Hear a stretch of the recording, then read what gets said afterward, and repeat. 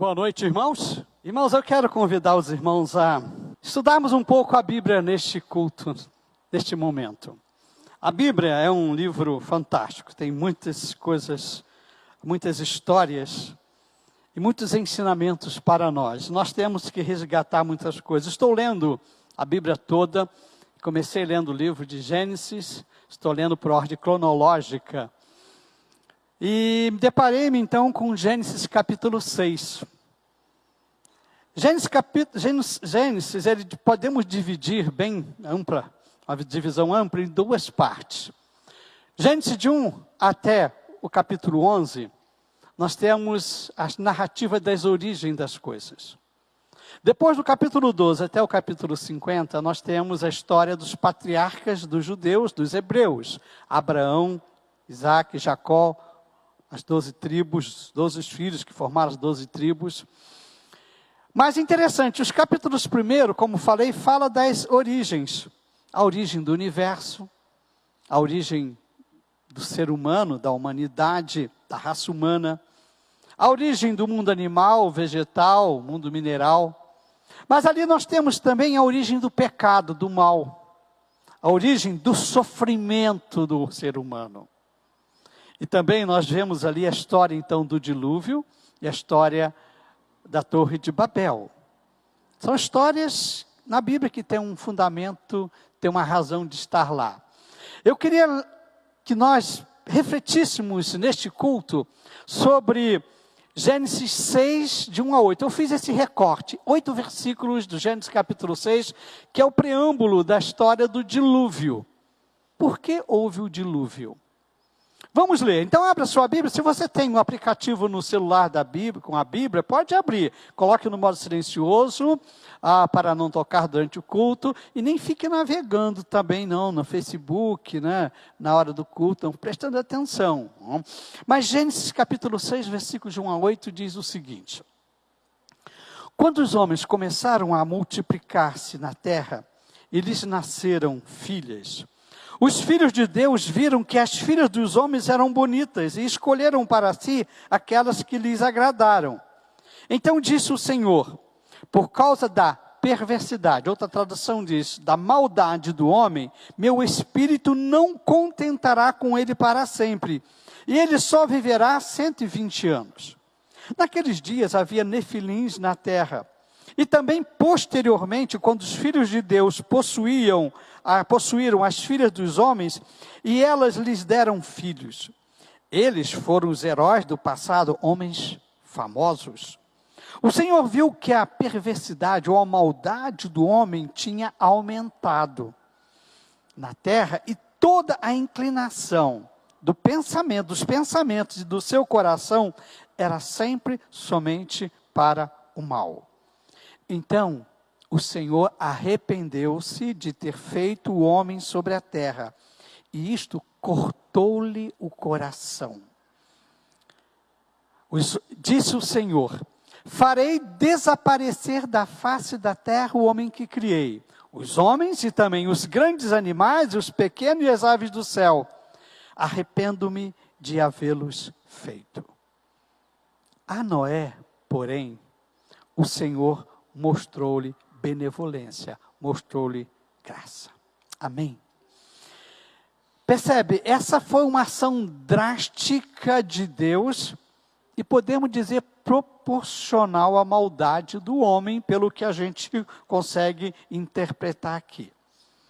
Deus viu que a terra estava cheia de violência dos homens. E quando nós estudamos na Bíblia sobre violência, não é só violência física. Existem as violências sociais também. Diz que Deus viu essa violência aumentando e aprofundando no coração do homem, e diz que decidiu puni-lo com uma chuva copiosa e torrencial. Diz que choveu durante 40 dias e 40 noites, e diz que o mundo ficou inundado. Diz então que as águas afogaram todos os homens, os humanos e os animais também, exceto então aqueles que se haviam refugiado na arca de Noé. Depois que as águas baixaram, então, diz que Noé saiu, desembarcou lá no Monte Ararat, um monte que fica lá na Turquia, ou atualmente é a Turquia, e diz que todos saíram da arca e recomeçou a multiplicação, a perpetuação da espécie humana e dos animais sobre a face da terra. Essa história do dilúvio, ela existe contada em muitas civilizações que existem na face da terra. Não é uma história só do povo hebreu, do povo judeu. Nós vemos, por exemplo, lá na Suméria, e havia uma poesia, uma obra-prima, inclusive considerada a epopeia de Gilgamesh, dos mais antigos poemas que temos registrado na humanidade. Se não me engano, são 12 pedras, 12 partes desse poema que foram achados. E diz que nesse poema, nós temos que eles contam a história de um dilúvio. E que é muito semelhante à narrada no livro de Gênesis. Mas se nós formos vasculhar mais a história das civilizações, nós vamos ver também nas lendas gregas que tem uma história semelhante também. Zeus e Poseidon decidiram punir a humanidade. Uma das lendas conta isso, um dos mitos. E diz então que Poseidon, deus do mar, resolveu inundar a terra para matar todos os seres humanos, mas um dos deuses lá alertou um deles, mandou então que construísse um baú, e o termo lá é baú. E quando então o dilúvio chegou, alguns foram salvos, porque diz o termo, entraram no baú. Percebe? Uma história muito semelhante à história narrada no livro de Gênesis, e não tem nada a ver. Nós vamos encontrar uma outra história, por exemplo, lá no Egito. Num dos momentos na história do Egito, do folclore lá, nós temos a lenda de Atum, um dos deuses, que também resolveu punir o povo rebelde com um dilúvio. Nós vamos encontrar também algo semelhante nas lendas romanas agora, onde Zeus é Júpiter. E conta essa história também. Percebe? Não é uma história só da Bíblia. É uma história que temos em exemplares da história da civilização. Ou seja, por trás há algo, e alguns cientistas inclusive dizem que parece que realmente houve um dilúvio. Eles encontram, inclusive, fósseis de animais, peixes, em lugares que provavelmente não tinha água. Agora, a grande pergunta é, por que Deus precisou agir assim? Qual foi a motivação para Deus agir assim? Você deve ter recebido o boletim, tem um esboço dessa palestra minha, está aí no boletim, tem 3 lacunas que eu gostaria que você preenchesse aí. A primeira está lá, que nos alerta nessa história da perpetuação da maldade. Anote aí na lacuna, perpetuação da maldade. Os versículos 1, 2 e 4 falam então de que quando os homens começaram a multiplicar, nasceram filhas e filhos. Aí eles apresentam 2 situações interessantes. Os filhos de Deus viram que as filhas dos homens eram bonitas e escolheram para si aquelas que lhes agradam. Olha só, eu queria, antes de avançar, vamos ver o que significa filho dos homens e filhos de Deus. E aqui fala, paralelo a isso, quando fala desse casamento dos filhos de Deus com as filhas dos homens, fala de que a maldade estava no coração do homem.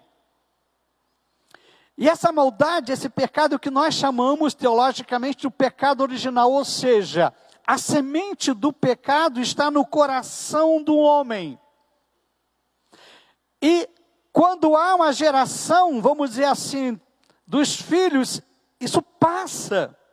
E nós sabemos, irmãos, que não precisa olhar do aspecto teológico ou do aspecto espiritual, mas os filhos repetem muitas vezes os erros dos pais.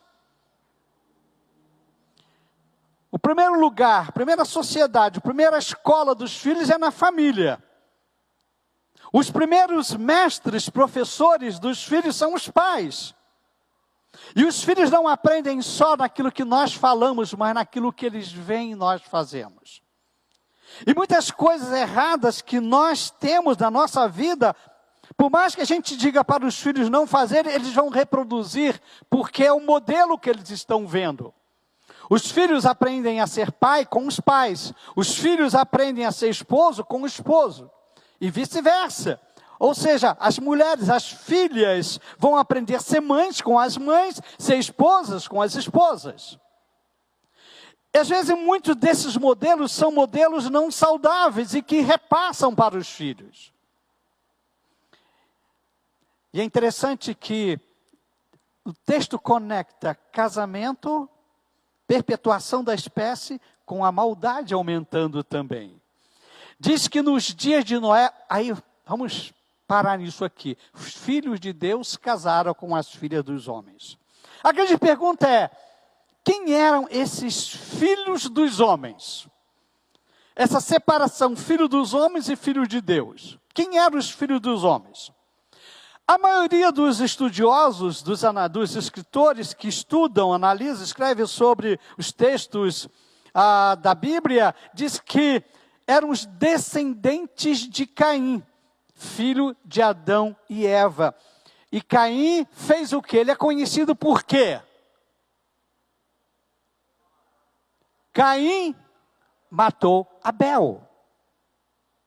E é interessante, o texto diz então que os descendentes deles serão considerados filhos dos homens. Por quê? Primeiro, eles viviam longe de Deus. Lá no Gênesis 4, 6, diz que Caim se afastou da presença de Deus. Eles também iniciaram a poligamia. Um dos descendentes dele, Lameque, foi a primeira vez que temos registrado que ele casou-se ou juntou-se com duas mulheres, Ada e Zila, ou seja, a poligamia, que não era um padrão de Deus, começou a surgir na história da humanidade. E nós vemos também que ali aconteceu a morte por vingança. Além de Caim ter matado Abel, nós temos um dos seus descendentes chamado Lameque. Ele disse para as esposas dele, Alda e Zilá, olha, eu matei um homem porque me feriu, e o menino porque me machucou. E ele diz, se Caim foi vingado 7 vezes, Lameque será julgado 70 vezes 7. Ou seja, o que eu cometi é algo terrível, ele mesmo reconheceu isso. Então vemos que os descendentes de Caim eram pessoas realmente onde a maldade estava no seu sangue. Agora, quem eram os filhos de Deus? Ou as filhas de Deus? Há várias interpretações. Alguns dizem que eram anjos, filhos de anjos que vieram à terra, tiveram relações com as mulheres e nasceram os filhos. Mas é interessante, alguns textos dão margem para isso. Não vou aqui fazer um estudo sobre isso. Mas existe uma informação de Jesus que anula tudo.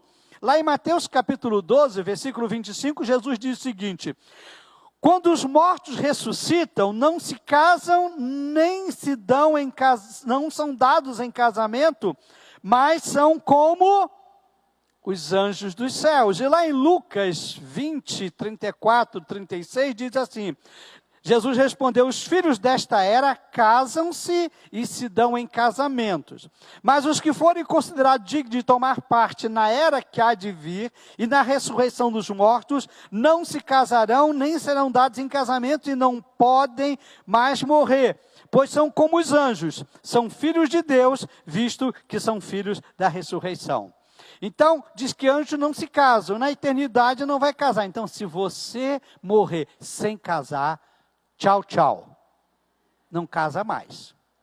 Então, se vira para casar aqui. Por isso que eu vejo alguns desesperados, né? E alguns chegam a um ponto que dizem assim, tudo que vem a mim, de maneira nenhuma, lançarei fora. Né? Por causa tão desesperado, porque morreu, não tem casamento na eternidade. Essa é a informação que Jesus, que veio de lá, nos passa, que é um princípio cristão que nós ensinamos. Então, alguns dizem, então, que eram esses anjos, filhos dos homens, eram filhos de Deus, eram os filhos de anjos que tiveram relações com as mulheres. Não há muita base nesse sentido. Outros dizem que eram filhos de reis humanos, poderosos, que dominavam vários reinos, países, povos, civilizações. Inclusive, esses reis eram considerados divinos. César, por exemplo, era considerado um deus. Lá no Egito, também Faraó era considerado um deus. Então, eles diziam que eram os filhos desse Deus. Aí tem, sim, uma base nesse sentido. Mas, se nós formos fazer uma comparação entre os descendentes de Caim, conforme temos no texto bíblico, pegando o contexto, nós vemos que, provavelmente, os filhos de Deus eram os descendentes de Sete. Sete é aquele filho de Adão que nasceu, que Deus deu, depois que Caim matou Abel. E quando Sete nasceu, Adão disse, olha, Deus me deu Sete para ficar no lugar de Abel. E é interessante que nós vamos analisar algumas atitudes dos descendentes de Caim, de Sete. Nós vamos ver que eles tinham uma relação com Deus diferente. Eles tinham uma devoção a Deus. Isso já começou lá em Gênesis 4, quando fala que eles tinham Adão, inclusive, quando Sete nasceu, disse, Deus me concedeu no lugar de Abel, visto que Caim o matou. Ou seja, ele tinha essa devoção a Deus, reconhecia que Deus estava ali, inclusive, trazendo o filho, que era Sete. Eles também tinham uma relação diferente de consagração a Deus. Lá no versículo 26, diz assim, também Sete nasceu, a Sete nasceu um filho, a quem deu o nome de Enos. Nessa época, começou a invocar o nome do Senhor. Percebe? De Caim se afastou do Senhor. E de Sete, eles começaram a invocar, ou seja, a prestar cultos a Deus. E tem mais, eles tinham uma comunhão com Deus, não era só um culto. É muito interessante, eu preguei num culto de quarta-feira sobre esse tema, lá em Gênesis 5:24, que fala de Enoque, diz assim, Enoque andou com Deus e já não foi encontrado, pois Deus o havia arrebatado. A ideia é que Enoque tinha uma comunhão tão íntima com Deus, no dia a dia, ele estava tão conectado com Deus, que parece que Deus falou, vem cá, você já está tão pertinho de mim, vem para cá. E diz que ele não experimentou a morte, pela comunhão que ele tinha com Deus. Percebe? Descendente de Sete. Outra informação, e nós vamos encontrar essa informação lá em Hebreus, falando também de Enoque, diz que não só ele tinha essa comunhão com Deus, mas que Deus reconhecia isso. Lá em Hebreus 11:5 diz, pela fé Enoque foi arrebatado, de modo que não experimentou a morte. E já não foi encontrado porque Deus o havia arrebatado. Pois antes de ser arrebatado, recebeu testemunho de que tinha agradado a Deus. Ou seja, Deus se agradara dele. Deus dava um bom testemunho de Enoque. Mas tem outra coisa interessante que a gente finaliza aqui para falar dos descendentes, que a gente chama dos filhos de Deus, descendente de Sete. Um deles era Noé. Noé era da linhagem de Sete. E diz o versículo 8 do capítulo 6 que Noé, porém, achou graça aos olhos do Senhor. Ou seja, eram os filhos de Deus, ou seja, que andavam com Deus. Mas antes de avançar e começar a fazer as aplicações, eu queria chamar a atenção, não sei se você chamou sua atenção quando nós lemos o versículo de número 4. Vamos projetar aqui o versículo número 4. Diz assim, naqueles dias havia nefilins na terra. E também, posteriormente, quando os filhos de Deus possuíram as filhas dos homens, e elas lhes deram filhos, eles foram os heróis do passado, homens famosos. Quem eram os nefilins? A palavra nefilins é um plural, que pode ser traduzido por decaído. Por isso que alguns dizem, olha, provavelmente eram anjos decaídos. Mas há uma tradução possível também, feita muitos séculos atrás, pela Vulgata. Os gregos traduziram do hebraico para o grego, a primeira tradução que nós temos, muito antiga, que eles que conheciam o idioma naquela época, traduziram por grandes, homens grandes. Então, provavelmente, esses nefilins estavam se relacionando a homens, uma raça de estatura muito grande, como, por exemplo, Golias. Então, raças assim, nós temos dentro das etnias, grupos de pessoas que são altos, outros pequenininhos, como o pastor Carlos, né? O brasileiro tem uma estatura pequena, apesar que os nossos filhos estão ficando, né? Está havendo uma evolução da espécie. Darwin deve estar vibrando lá, né? Está havendo uma mudança, aí tem todos os fatores para isso. Agora, uma pergunta que faço e agora aplicando. Quem são os filhos de Deus hoje? Quem são os filhos de Deus hoje? A resposta a essa pergunta Jesus deu. Na concepção cristã, veja a resposta de Jesus registrada pelo evangelista João. Lá no capítulo 1, o versículo de número 10 e 12, diz assim: aquele que é a palavra logos, eles se referiam a Jesus.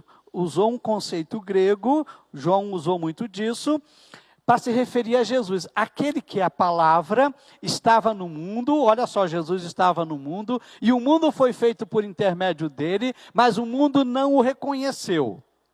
Mundo aqui no sentido dos seres humanos. Veio para que era seu, os judeus, mas os judeus, os seus, não receberam. Contudo, portanto, aos que o receberam, aos que creram em seu nome, deu-lhes o direito de se tornarem filhos de Deus. Então, na concepção do cristianismo de Jesus Cristo, os filhos de Deus são aqueles que reconhecem Jesus como o Filho de Deus, como aquele que morreu por causa dos nossos pecados.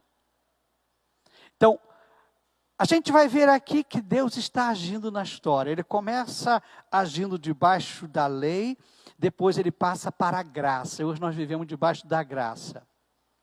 Antes era a lei, agora é a graça. Aí Deus diz, olha, agora é o seguinte, filhos meus são aqueles que aceitam Jesus como seu Senhor e Salvador.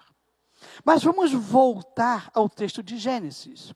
Nós vimos então dessa relação dos filhos de Deus, dos homens, casaram, houve um casamento que Deus não aprovou e a maldade estava aumentando. Então, o que chama atenção aqui também, anote aí no seu esboço, na segunda lacuna, o aumento da maldade. Percebe? Pessoas mais que tentaram, que se juntaram às pessoas que faziam coisas boas e depois contaminou tudo. Houve uma deturpação de tudo, agora já não havia mais separação. A maldade aumentou. O texto diz o seguinte, versículo 13. Leia comigo, por favor, vamos ler juntos. Então disse o Senhor, por causa...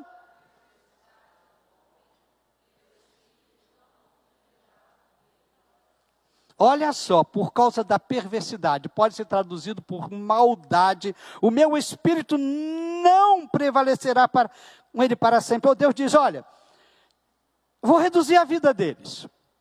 Até os textos anteriores, quando descreviam os homens, falava que eles viviam 900, 800, 900, quase 1000 anos.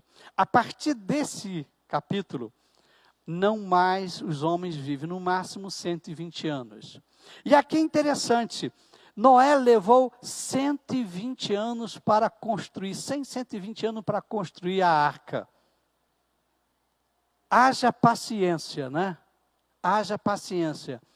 E você que é empreendedor, que quer resultado rápido, não é? Não dá, tem que esperar tudo ter um tempo, tem que plantar e colher. 120 anos, e olha só, e com muita oposição. E diz então que Deus diz, olha, a humanidade se perdeu completamente. até os filhos de Deus agora estão praticando mal pela junção que houve. Deus diz, a maldade está agora generalizada. E Deus diz, vou impor limite ao ser humano. Interessante que o versículo 5 e 6 diz o seguinte: o Senhor viu que a perversidade ou a maldade do homem tinha aumentado na terra e toda a inclinação dos pensamentos do seu coração era sempre e somente para o mal. Então o Senhor arrependeu-se de ter feito o homem sobre a terra e isso cortou-lhe o coração. Interessante, eu quero conectar esse versículo de número 5 que diz, o Senhor viu. Quando nós temos lá em Gênesis capítulo 1, quando Deus está criando. Interessante o processo da criação de Deus.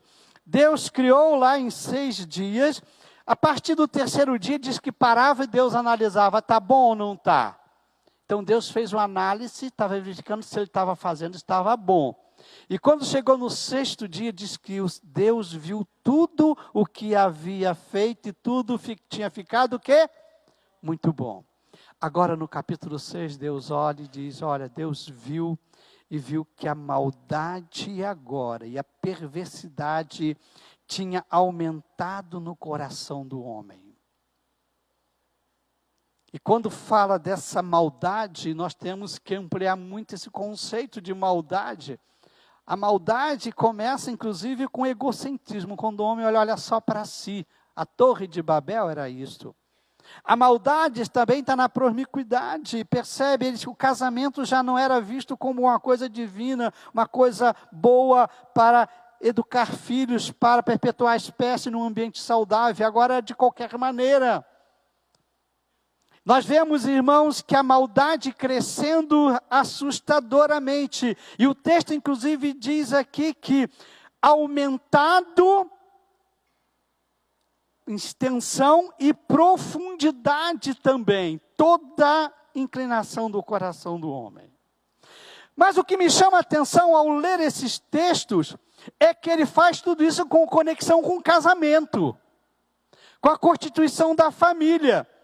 E aqui ele fala desses casamentos não aprovados por Deus, onde a maldade estava sendo perpetuada. Os filhos de Deus permitiram que o mal entrasse também na sua família. Você trouxe o mal para dentro da sua família. E analisando todo esse texto, eu chego à conclusão de que para Deus tudo tem um limite. Deus diz, chega. Enquanto tinha um grupo fiel, um grupo que mantinha os princípios, eu podia contar que vai influenciar, mas no momento que eles passaram a ser influenciados, chega o limite. E Deus resolve então acabar com a raça humana. E uma coisa que chama a atenção também nesse texto, quando diz que Deus ficou triste. Entristeceu o coração do homem. Então o Senhor arrependeu-se de ter feito o homem sobre a terra, e isto cortou-lhe o coração. Percebe? A maldade agora é apresentada de forma extensiva, aumentada e intensiva, toda em criação. E é interessante essa palavra, que usa aqui no grego, no hebraico, para dizer a inclinação do pensamento do homem, é a mesma palavra usada, por exemplo, lá no hebraico, em Isaías, quando fala que o oleiro formou o vaso. Ou seja, não era só pensamento, mas era um pensamento que levavam à prática.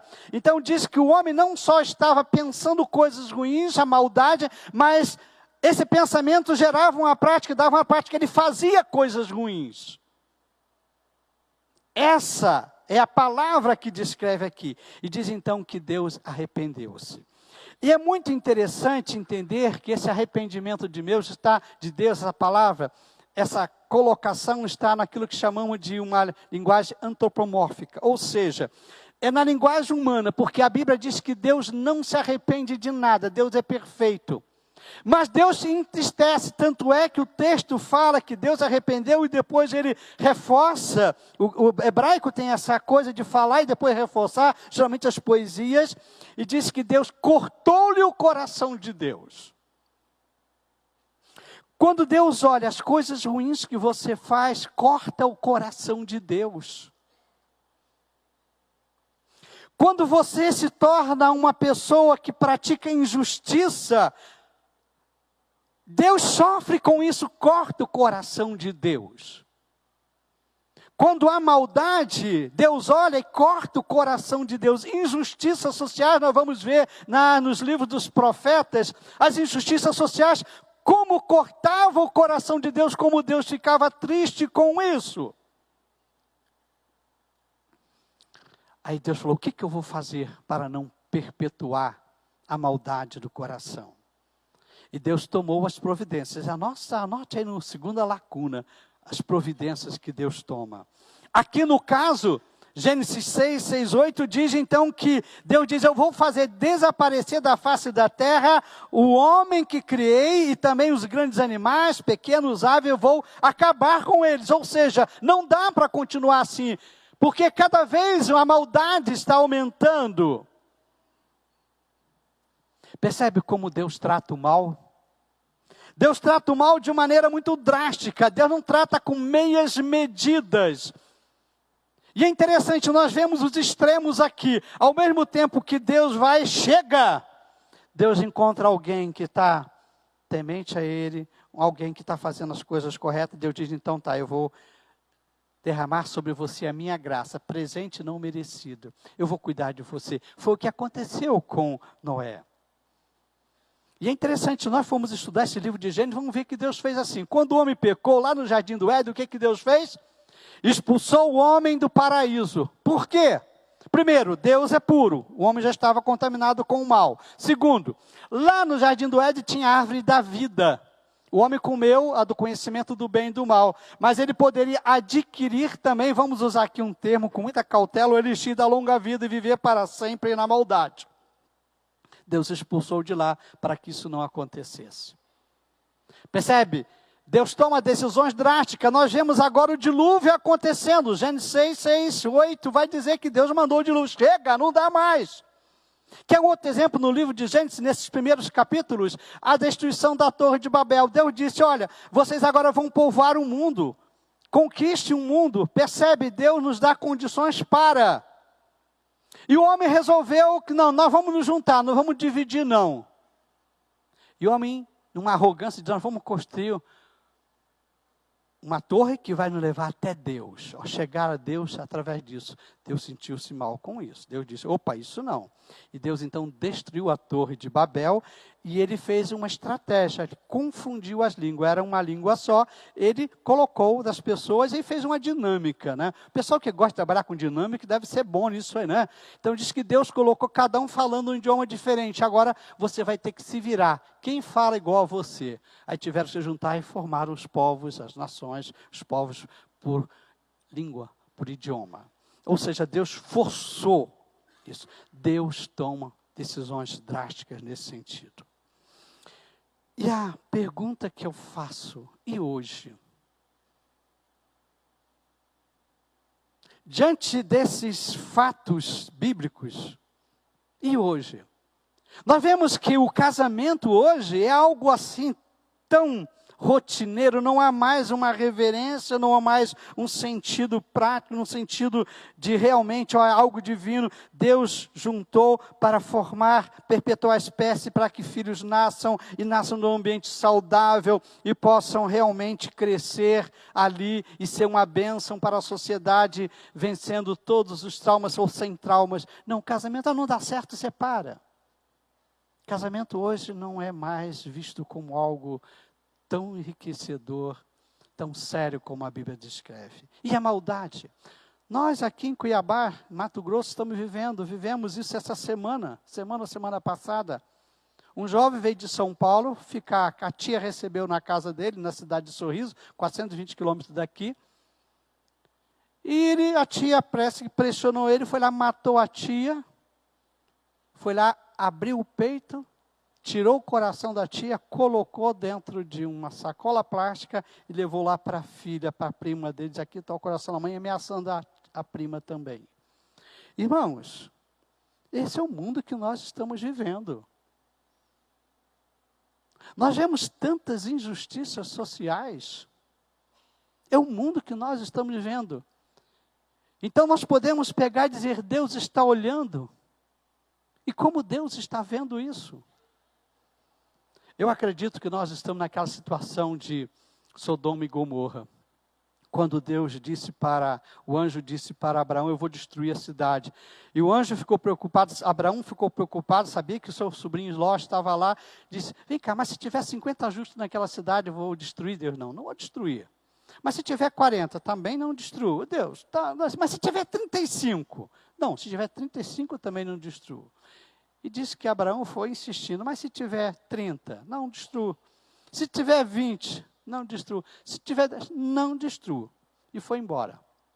Chegou lá, tinha 4. Assim mesmo, tinha Ló, a esposa, as 2 filhas, os genros não quiseram dar bola. A esposa, olhou para trás, virou uma estátua de sal. Mas interessante, o texto me chama a atenção que diz que os anjos pegaram Ló na mão e tiveram a força dele. Você vai sair daqui, porque ele não queria sair também, não. Eu acho que, enquanto houver pessoas justas, esse mundo vai tocar. Esse mundo não foi destruído porque existem pessoas boas no mundo ainda. Amém? Existem pessoas boas, existem pessoas justas, existem filhos de Deus. E quando falo filhos de Deus, irmãos, por favor, não pense você que estou falando só das nossas igrejas. Igreja não caracteriza isso. Tem muita gente na igreja que não é filho de Deus mesmo. Eu creio que o mundo ainda está assim, porque existem pessoas boas neste mundo. Mas, interessante, lá em Gênesis 6,5 diz, o Senhor viu que a perversidade do homem tinha aumentado na terra, e toda a inclinação dos pensamentos do seu coração era para sempre para o mal. Ou seja, o mal está aumentando. E o grande perigo é que nós venhamos a nos contaminar e nós venhamos também, filho de Deus, a praticar o mal. Aí, irmãos, posso dizer, há limites para a maldade do homem. E interessante que a primeira destruição foi parcial. Agora, o juízo final, quando Jesus disse que vai vir e acabar com tudo, é total. E é interessante que quando Jesus fala que vai vir destruir tudo, ele coloca exatamente nessa condição da perversidade do mal aumentando. Mateus capítulo 24, eu vou ler 2 textos, o 12, o 13 e 14, que diz assim, devido ao aumento da maldade, essas palavras são de Jesus, devido ao aumento da maldade, o amor de muitos esfriará. Percebe? Aumenta a maldade, vamos fazer essa colocação, vamos fazer essa comparação. O amor de muitos esfriará, ou seja, os filhos de Deus, o seu amor vai esfriar. Mas aquele que perseverar até o fim será salvo. E este evangelho do reino será pregado em todo o mundo, como testemunho de todas as nações, então virá o fim. Nessa palavra de Jesus, há 2 condições para o fim do mundo. Primeiro, a maldade aumentando. E segundo, o evangelho vai ser anunciado em todo o mundo. E ainda faltam muitos bilhões de pessoas, cerca de 3 bilhões de pessoas que nunca ouviram falar sequer de Jesus. O segundo texto ainda de Mateus 24, que é chamado Sermão Escatológico, versículo 37 e 38, Jesus diz assim, como foi nos dias de Noé, assim também será na vinda do Filho do Homem. Pois nos dias anteriores do dilúvio, esses dias que nós falamos aqui, o povo vivia comendo e bebendo, casando-se e dando-se em casamento, até o dia em que Noé entrou na arca. E eles nada perceberam, até que veio o dilúvio e os levou a todos. Assim acontecerá na vinda dos filhos, do Filho do Homem. Um dia, Jesus prevê, aí nas palavras de Jesus, o mal vai aumentar. E o amor de muitos esfriará. E o fim chegará. Qual é a solução definitiva? a Bíblia nos fala da maravilhosa graça de Deus. Gênesis 6:8 fala que Noé achou graça, benevolência aos olhos de Deus. Lá em Efésios 2:8 diz assim: pois vocês são salvos pela graça, por meio da fé, isto não vem de vocês, é dom de Deus. Romanos 12:2 diz: não se amoldem ao padrão deste mundo, mas transformem-se pela renovação da sua mente, para que sejam capazes de experimentar e comprovar a boa, agradável e perfeita vontade de Deus. Não se contamine, não deixe que o mal domine o seu lar, não deixe que o mal domine sua vida. Seja sal e luz do mundo nas palavras de Jesus Cristo. Agora você precisa tornar-se filho de Deus. Aí eu volto e termino com João 1:12, citado pelo evangelista João. Contudo, aos que o receberam, aos que creram em seu nome, deu-lhes o direito de se tornarem filhos de Deus. Filho de Deus não é membro de igreja não, tá? Eu quero frisar isso aqui. Porque muita gente acha, não, eu vou para a igreja agora, eu vou me tornar membro da igreja, eu estou filho. Não, isso não caracteriza filho de Deus. Jesus ensinou sobre isso. Diz que no dia do juízo final, muitos vão dizer: Senhor, mas eu preguei em teu nome, eu fiz oração em teu nome, eu fiz isso em teu nome, mas eu nem te conheço, meu. Nem te conheço. Então, ser membro da igreja não quer dizer que é filho de Deus. Filho de Deus, o coração é transformado, é algo aqui dentro para fora. Deus olha e diz: servo bom e fiel. Você se considera um filho de Deus, ou você está na condição de filho do homem? Abaixe sua cabeça e pense nisso agora.